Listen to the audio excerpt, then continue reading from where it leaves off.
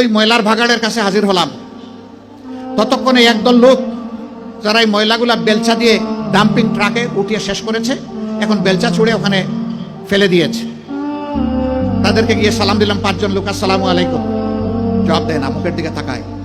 আবার সালাম দিলাম, আসসালামু আলাইকুম, এবারও জবাব পেলাম না, আবার মুখের দিকে তাকায়।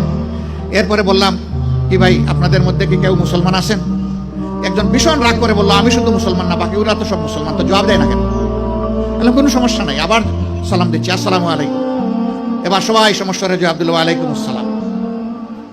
জিজ্ঞেস করলো, আপনি কে? বললাম, আপনাদের জাতি ভাই। আপনি কি সিনেমা করতে আসছেন?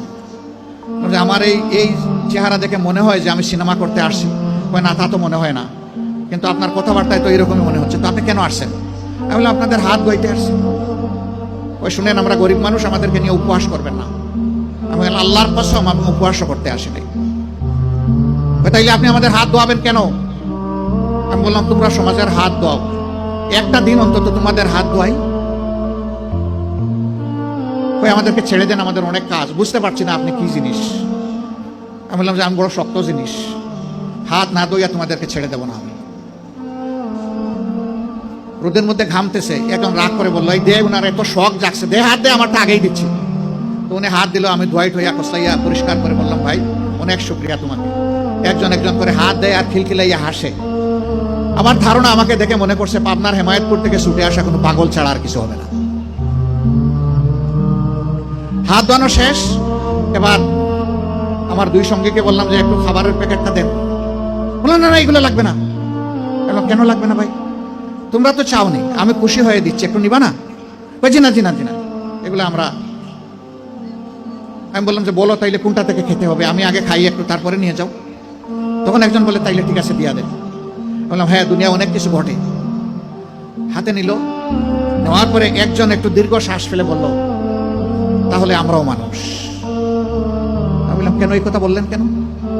জি না, আপনাদের মতো মানুষেরা আমাদেরকে মানুষ বলে না, বলে আমরা সুইপার, বলে আমরা মেথর। আমাদের কাছে কেউ দাঁড়াইতে চায় না, কোনো রাস্তা দিয়ে আমরা হাঁটলে মানুষ সরে যায়। সমাজের মানুষ আমাদেরকে অচ্ছুত মনে করে, এদেরকে ছুইলেই যা যাবে।